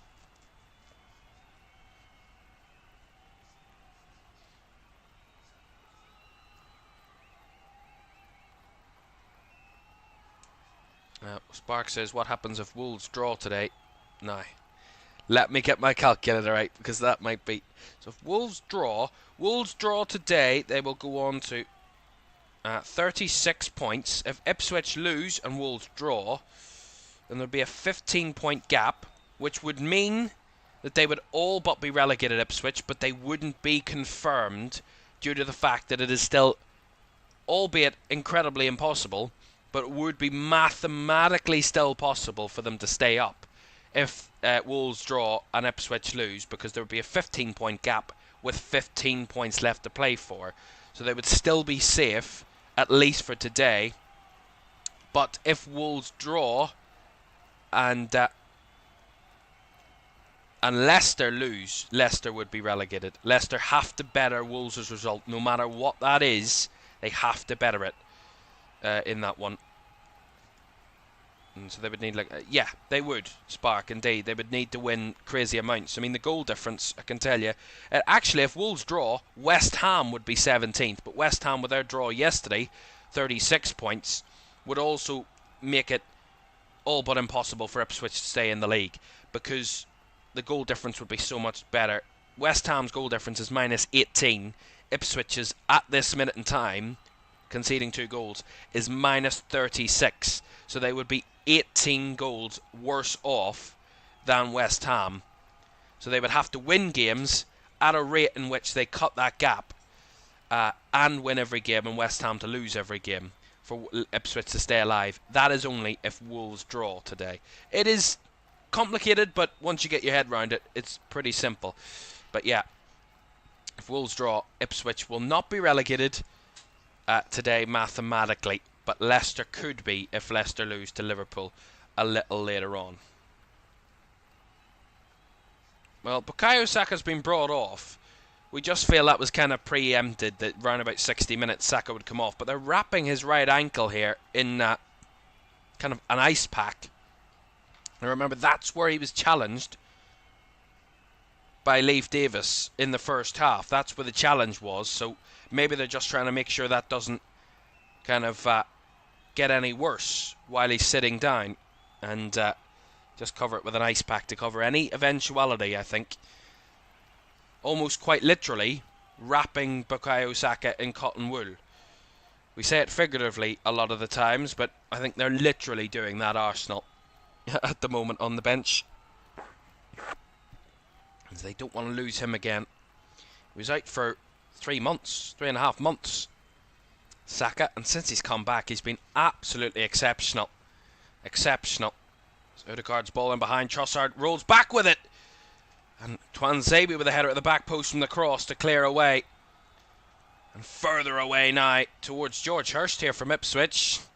Bouncing ball. Hurst eager to get to it, but again, Arsenal have it under control. 30 minutes remain. Well, it would be a turn-up for the books if Wolves do come away with a victory away at Man United. That would confirm Ipswich's relegation if Wolves win today. Oh, well, sorry, it wouldn't actually. Apologies. West Ham would stay involved. But mathematically, they would still be alive. But again, not really. Cut back there from White. Nwaneri not given the time. Well challenged. Thought he had more time than he really did there, Ethan Nwaneri, and just couldn't get the shot off. But again, positive work from Arsenal. They are trying to find that third goal. As entrance to King Power Stadium come Liverpool and Leicester. And the team news has dropped in that one. Trent Alexander-Arnold is on the bench for Liverpool. Connor Bradley starts at right back for the Reds. We'll tell you the full teams in a moment after this Arsenal attack as the ball into the box. Headed away at the back post by Greaves. Kept alive by White though. Inside to Odegaard, who will eye up a shot. He was eyeing up a shot again, and he will eye another one up. But the bobbling effort heads towards Alex Palmer's hands. So, Liverpool's team is as follows. Alisson in goal, Bradley, Konate, Van Dijk, Tsimikas in defence, Gravenberch, McAllister, Szoboszlai in midfield, Salah, Diaz and Gakpo up front. For Leicester, Hermansen in goal, Ricardo Pereira, Fass, Cody and Thomas in defence, Ndidi and Sumari in midfield with El Khanous in the 10, Reid and Mavididi the wingers, and Jamie Vardy leading the line for Leicester. Trent Alexander-Arnold is fit enough for the bench for Liverpool, which includes Nunez, Jota, Elliott, Jones, Endo, Kwanzaa, Robertson and Quaveen Kelleher. For Leicester, Patsandaka's on the bench for them today, alongside Monga, Ayew, Buonanotte, Skip, Okoli, Christensen, Justin, and backup goalkeeper Stolarczyk. We'll have the full details of that team news when we go live for Leicester Liverpool in less than an hour's time. Kick-off there at the King Power is at 4:30 this afternoon. Oh, opportunity there. Jack Taylor it was that made the run through. Just couldn't toe poke the ball towards the goal. Where's David Raya gone here?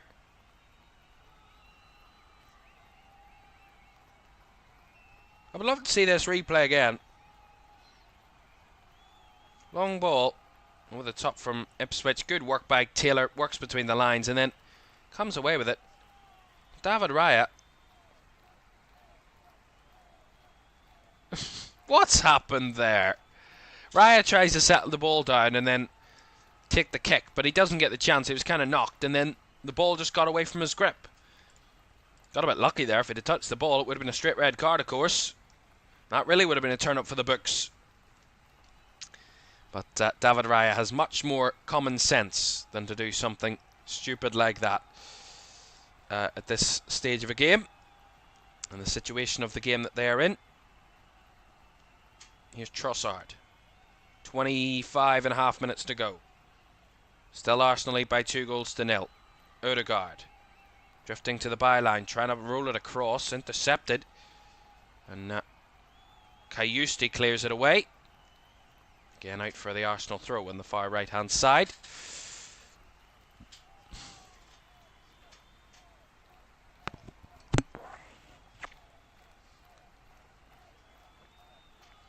Rice. Odegaard rolls it through, couldn't quite find Trossard. Well blocked again by Greaves this time. It clears long. I've got to say, Ipswich's defending has actually been much better in the second half so far. Now, I've got to say, Arsenal aren't going gung-ho like they were in the first, because they already have a 2-goal lead and the man advantage. But credit to Ipswich, the way they've defended, they've stayed with their men, they haven't given up. Which you can, I wouldn't say you can often see from teams, but they haven't all down tools in a way and said, you know what, we're going down. What does it matter anyway? They're playing for pride. They're playing for their own reputations, and you know, you got to give them that respect, because how mentally tough it would be to be 2-0 down, a man down, all but relegated, and you're still having to play a number of games for the rest of the season, 5 or 6 games for the remainder of the season. I mean, how mentally tough that would be for those players to make that extra run, to put that extra tackle in, to make up that extra yard, to make sure someone's offside, or to make sure they can't break through, or to force it out for a corner.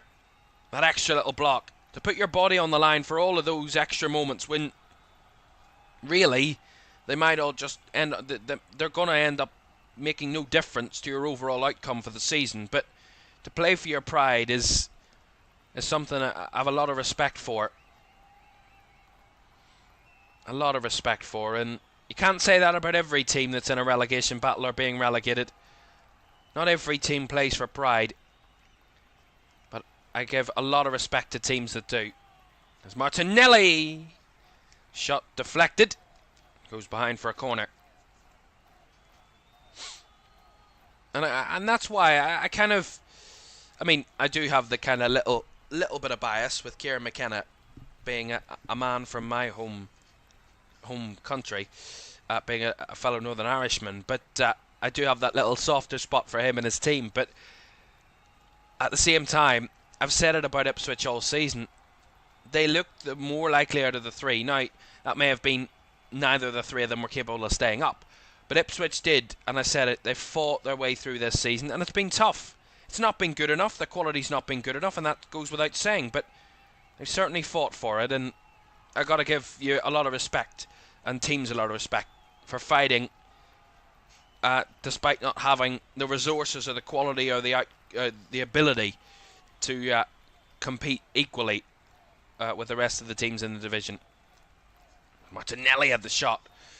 Charged down right on the edge of the box, and it's gone a firm distance way back to David Raya here. It gets it forward again. Rice on the out wide here. Drifting into the box, finding Ødegaard. Just a bit short with a roll on. Kayusti gives it back. Lewis Skelly across from Rice. And the deflection from Axel Twanzebe takes it behind for a corner.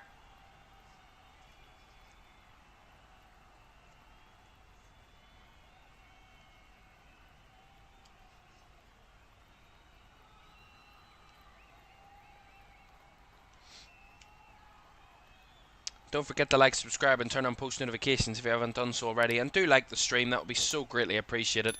As there's the third goal for Arsenal. Leandro Trossard with his second of the day. And it comes from a corner. And Arsenal making easy work of this one this afternoon. They've not really had to work hard. And they've been, again, given a little glimpse of a good opportunity. And they take it. Nice work from the corner. Rice taking it short, linking up with Ødegaard. Ødegaard gives it back to Rice, who just threads it through for Trossard on the turn, takes a touch with his right foot, and rolls it into the bottom of the net. Lovely goal. A little bit weak from Ipswich's point of view in terms of their defending from that corner. But Arsenal, they've been great from set pieces, and that's, I gotta say, a unique goal from a set piece. But it's not been unique to Arsenal this afternoon in terms of the way they've played and what they've deserved. Ipswich 0, Arsenal 3. That's Leandro Trossard's second of the match. It's the first time he's done that this campaign. Got more than one Premier League goal in a game. The Belgian. It's actually his seventh Premier League goal of the season, I believe. Of course, now has scored three in his last two away appearances for the Gunners. Actually, scored away at PSV Eindhoven as well. So he loves to score away from the Emirates. The last time he scored at the Emirates was in January in the North London derby.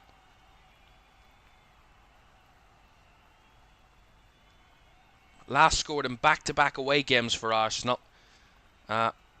When they beat Sporting in the Champions League 5-1 and then beat West Ham 5-2 at the London Stadium. That's the last time that Leandro Trossard has gone back-to-back away from home for Arsenal in the Premier League this season.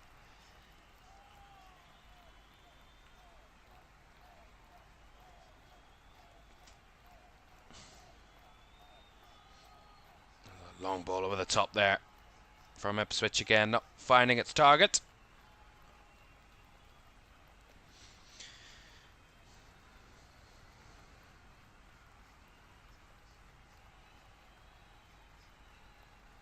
There is a world in which Leandro Trossard could become Arsenal's top scorer this season in the Premier League. That was his seventh goal. Arsenal's top scorer in the Premier League hasn't reached double figures yet. And that is, of course, Kai Havertz, who overall sits 21st in the Premier League top scorers list. Ipswich's highest scorer, as I said, Liam Delap, who's on the bench this afternoon, has 12 goals. And nearly every other team in the Premier League has a higher top scorer than Arsenal. Liverpool with 27, City 21, Newcastle 21, Brentford 18, Nottingham Forest 18, Villa 15, Wolves 14, Chelsea 14, Palace 13, Ipswich 12, Bournemouth 12, Tottenham 11, Fulham 10, Brighton 10, West Ham have 9 with their top scorer Jared Bowen. So nearly all of the Premier League sides, a vast majority of them, about 2/3 of them, have a higher scorer of their individual team than Arsenal do. So that doesn't show the need for Arsenal to have an out-and-out goal scorer at the top of the league, at the top of the lineup, at the top of the pitch for them. And I don't know what is. They're 5th in terms of goals scored this season. 59 before they scored their third, so 60 in total, which is joint 4th along with Spurs, who have 60. Newcastle, Man City and Liverpool all have more. Liverpool well clear in that run. 74 goals they've scored, Liverpool. 64 for City, 62 for Newcastle. So it is a problem. It is something Arsenal will really need to look for, and it's not something new. You know, we've talked about this for probably the last 2 seasons when they've been in title races, Arsenal. They haven't had that man that can go and get 20 goals for them in a Premier League season. And you would feel that they're always going to be second fiddle to other teams in a title race because they don't have that. Liverpool have that, and they've proved that's caused a massive, massive benefit for them, of course. 27 Premier League goals for Mo Salah this season. Erling Haaland has done it for City in the previous years, getting he's 21 goals this season, 30 odds in previous seasons. So when you're in a title race, you need someone up there that can get you 20, 30 goals. And look, people will say injuries and, you know, Kai Havertz would have more if he wasn't injured, or Gabriel Jesus would have more if he was getting more game time. I would understand that. But also what I wouldn't understand is why they haven't gone out and trying to get someone. Put the cards on the table and go, here's all the money. Give me your player. You know, Alexander Isak, prime example. I mean, if Newcastle get Champions League football, why would he want to leave for anybody else? But, you know, Arsenal could entice him and say, we're in a title race. We're going to be in a title race for the next number of years with the best defence in the league, and all we need is you to complete the kind of trifecta. Great midfield, great defence. You need a great centre forward. Speaking of great centre forwards, I don't know if Pablo Sarabia is one of those, but he's certainly going to be if this comes out to be significant, because it looks like it will be. Wolves have taken the lead at Old Trafford after the miracle comeback against Lyon on Thursday. Manchester United look a bit laboured in the weekend, and Wolves have taken the lead. Pablo Sarabia with a goal, which would mean that Wolves wouldn't relegate Ipswich. It would relegate Leicester, because that would mean Leicester cannot better Wolves' result, and they would be automatically relegated before they play Liverpool, because they wouldn't be able to mathematically make up the numbers. Even if they were to win against Liverpool, they would be relegated, Leicester. So, there you are. Regardless of results elsewhere, Wolves would relegate Leicester if the scoreline at Old Trafford stays as it is, which is Wolves leading by a goal to 0. By the way, there's been a couple of changes. I've went on a little bit of a rant, and we've had that goal. Arsenal have made a double change. Kieran Tierney and Raheem Sterling are on the field. Declan Rice and Gabriel Martinelli both making way. That was in the last 2 minutes or so that happened. So Arsenal making a couple more changes, resting a couple of key players, because the Champions League is the be-all and end-all for Arsenal.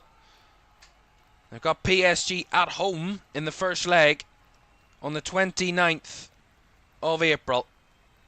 In 9 days' time, Arsenal will probably play one of the biggest games of their recent history, certainly in the last 15-20 years, at the Emirates. And then they will have the return leg on the 7th of May away at the Parc des Princes to see if they can get to only a second ever Champions League final. That would be some night. That'll be some achievement for Arsenal this season. They've never won the Champions League before. They've never won the European Cup, have the Gunners.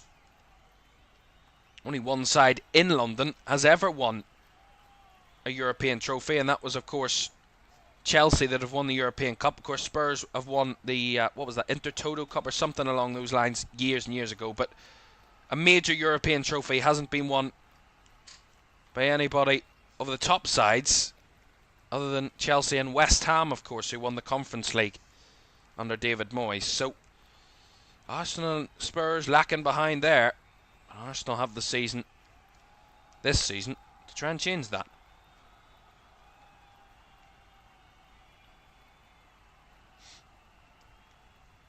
Hurst couldn't keep himself onside there.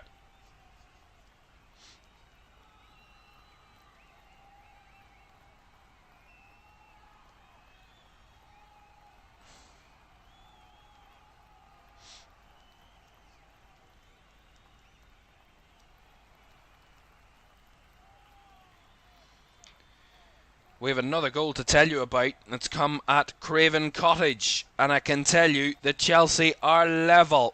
This is massive in the race for Europe for Chelsea and their season and their hopes, and they are back level. And it's Tyreek George that has got the goal for Chelsea. His first Premier League goal, and he's got Chelsea level. Fulham 1, Chelsea 1, and that would put Chelsea staying in top 7, but it would put Fulham, back down to 9th, and a good couple of points off, of course, the top 7. Fulham, if they had held on and won, they would really be back in the mix, but still time left for that to change again. As we're into the 80th minute here at Portman Road. The two other games are a little bit further ahead of us, a couple of minutes ahead of us here at Portman Road, so those two will seemingly finish before we do. As Lewis Skelly trying to dribble in between the lines in the shots, not finding the targets. Took a deflection on the way through. It was Ødegaard, rolled it across to Lewis Skelly. Miles Lewis Skelly broke free, and then as he tried to get a shot off, it was blocked in there by Jacob Greaves. Goes for a Arsenal corner. As Ødegaard and Nwaneri are over to take this, taken short. Nwaneri gives it to Ødegaard, rolls it to the edge of the box. Zinchenko took a touch, fed it back to Nwaneri, who whipped it round the back, and it just goes all the way through Kivior and behind for a goal kick. As Ipswich are going to make a couple of moves and some changes. Going to see Liam Delap and Massimo Luongo. So Massimo Luongo and Liam Delap are going to be coming on for Ipswich. Wasn't fit enough to start the game today, Liam Delap, but I'm sure if he did, might have been a little bit more of a threat, but minimal. Ipswich have really struggled today at any areas of the field, as George Hurst is replaced then by Liam Delap, and Jens Kajusti is replaced by Massimo Luongo.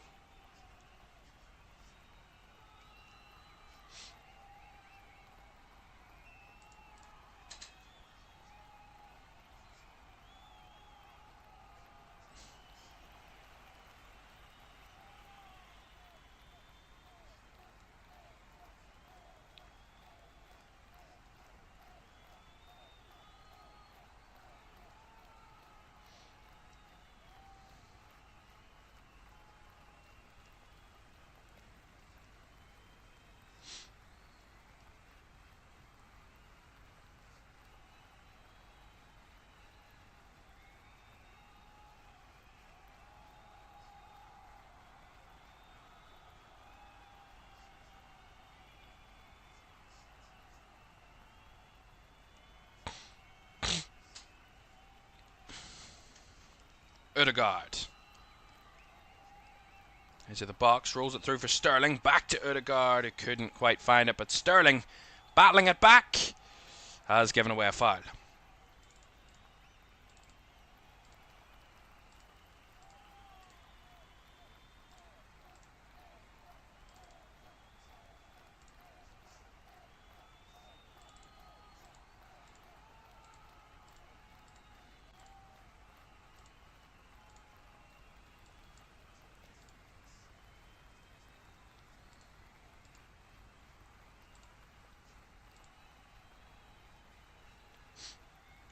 And Leandro Trossard's going to be replaced here. 2 goals for him today. Big goals as well. And he's going to be replaced by Nathan Butler-Oyedeji. And that's a Premier League debut for Butler-Oyedeji.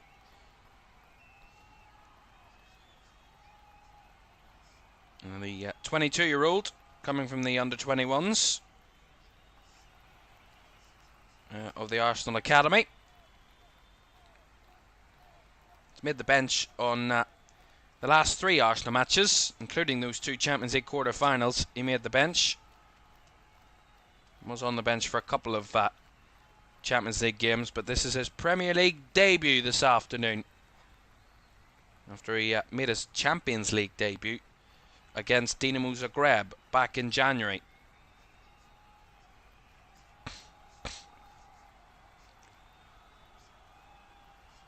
Ødegaard.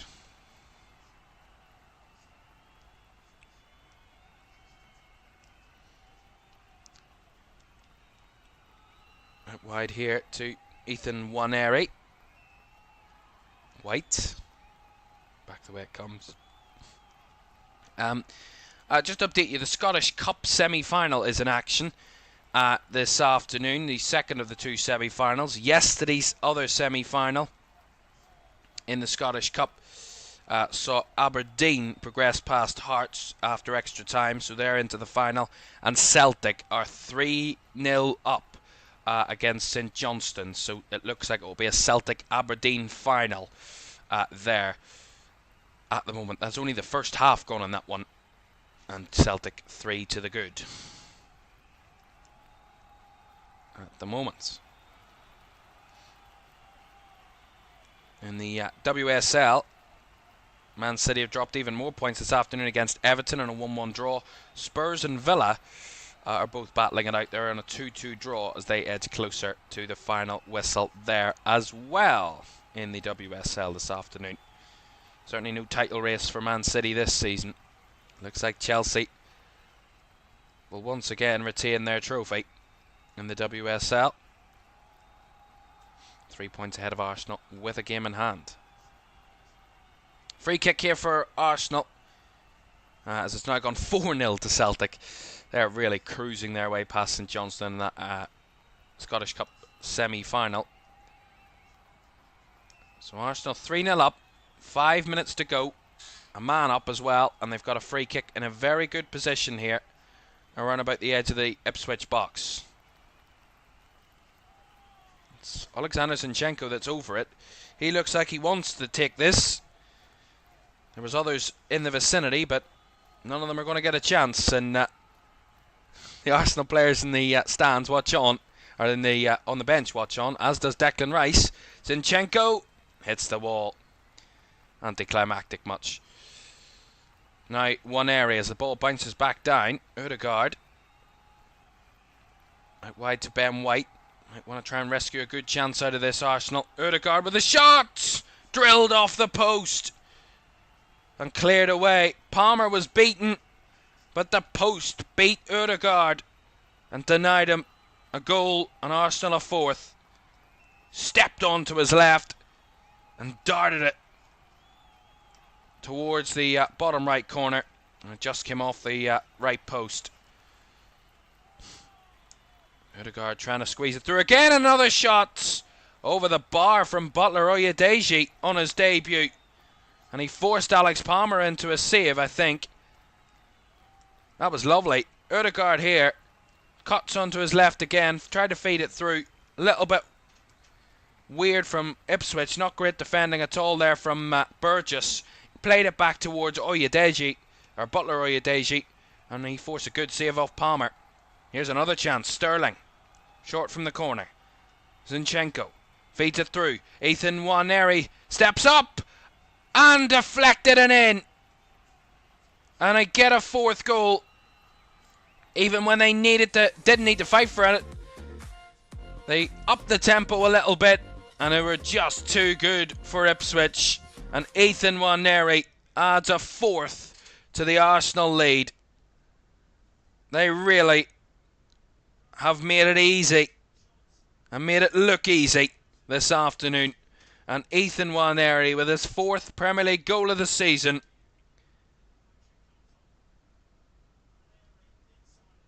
His first since the 5-1 win against Manchester City.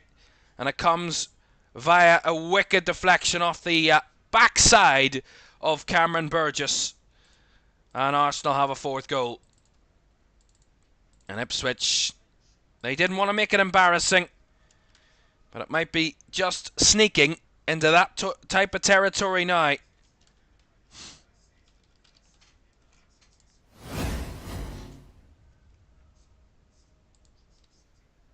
"4-0 to Arsenal. And another goal to tell you about at Craven Cottage. Now, remember I told you Fulham winning would put them right back into the mix and put Chelsea in a little bit of danger in terms of Europe. Chelsea equalised through Tyreek George, but now they've won it, or they're leading at least in added time. It is now 2-1 to Chelsea. Pedro Neto has seemingly won it in the 3rd minute of 6 added minutes at Craven Cottage, denying Fulham the chance to do the league double of them for the first time in Premier League history. And they're coming back again, Chelsea, and they would go up to the top 5, in the top 5, if they hold on to the lead, knocking Nottingham Forest out of the top 5 down to 6th. That is how close Europe and the battle for Europe is. Remember, the top 5 is Champions League this season. The top 5 teams will qualify automatically for the Champions League, and Chelsea have got themselves right back in the mix.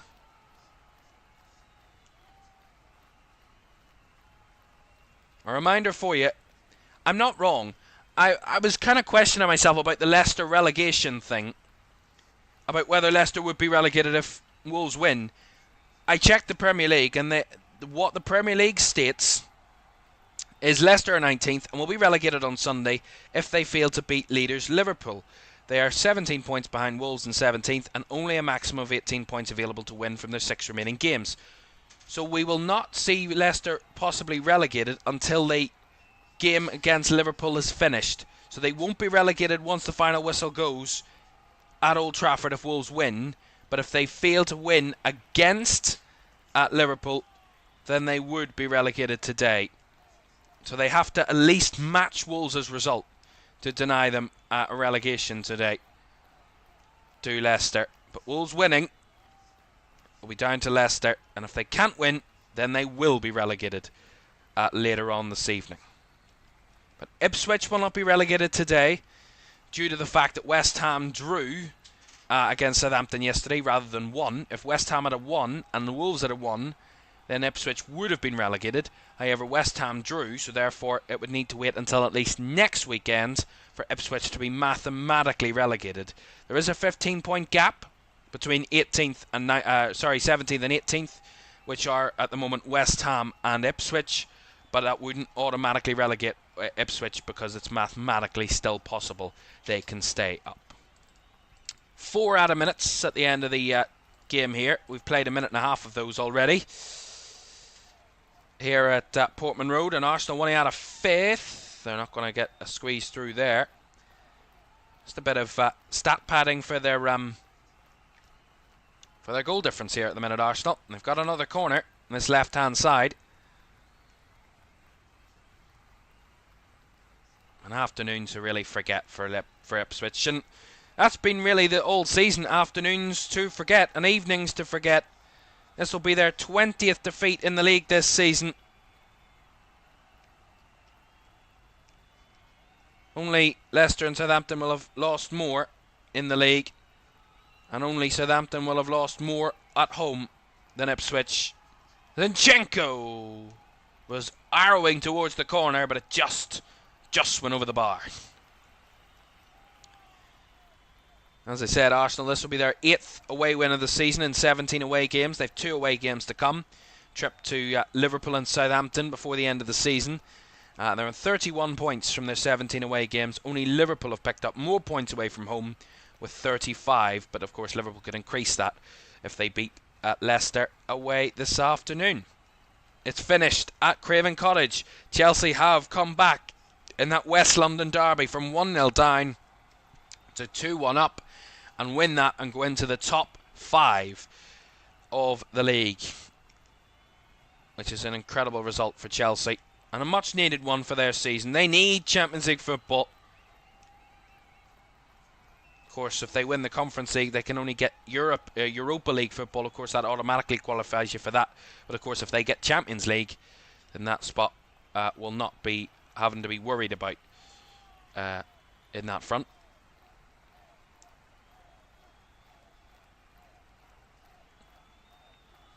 Less than a minute to go. Ipswich intercepting here with Jack Taylor. Is there one last opportunity for Ipswich to steal a consolation? Taylor from distance was always going wide. Red Leader says, great stream today, excellent commentary. Thank you very much indeed. Great to have everybody with us for this one. We've one more to come of our double header this afternoon as we watch Leicester take on Liverpool at 4:30. As the final whistle goes at Portman Road, Ipswich aren't officially relegated today, but are surely just a couple of days away from that being the case. They made it hard work for themselves when they conceded 2 early goals. It was even worse when they went down to 10. They came out and fought in the second half, but as always, and as it seemed all season for Ipswich, their opponents were just too good for them. An easy bit of work for Arsenal. Not much work at all, actually, in the end. An easy day at the office for the Gunners. Back to winning ways in the Premier League for the first time in 3 games. And now they have got a Palace game in midweek to worry about. But they have cruised their way to victory this afternoon. And Ipswich were no competitor for them whatsoever. Ipswich 0, Arsenal 4. Right, just quickly before we leave you, this is the final scores from our 2 o'clockers. Fulham 1, Chelsea 2, Ipswich 0, Arsenal 4, and Manchester United have lost to Wolves, which means that Wolves, I would believe, are officially safe. Wolves cannot be caught now, so Wolves are 17 points clear of Ipswich and a good 20 points clear of Leicester. Neither of those two could ever mathematically catch them, no matter what they do now. So Wolves are safe, officially. West Ham are not officially safe just yet, but they would be if they pick up just one more point this remaining of the season. Right, that's it from us in our 2 o'clock game, our first of 2. We're back in around about 20 minutes time as Leicester take on Liverpool. And Leicester know if they do not beat Liverpool today, they will be relegated. We'll find out what happens at the King Power Stadium when in about 20 minutes time. Do join us then. Thanks for your company. See you shortly.